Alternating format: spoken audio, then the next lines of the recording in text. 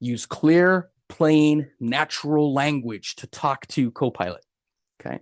Now, if you'd like Copilot to source its information from specific files, which, by the way, is really awesome, you can upload them in your prompt by choosing the Add Content or Add Sources and Files button, and then those could be added into your Copilot chat. Okay. The next one, be sure you check your sources. Okay, Copilot will tell you where it's queried for the information it provided you. So it's going to tell you the sources of information. I did a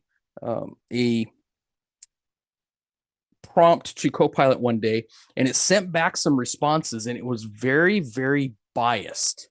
Like, I wanted neutral information. It was highly biased information.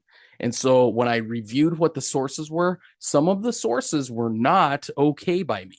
So one of the things I needed to do was tell it, remove all references to this site, and this site from your response. Be sure to vet your sources and validate your answers. In fact, even better is part of your prompt, tell it where you want to have its rooted or grounded for its sources of information.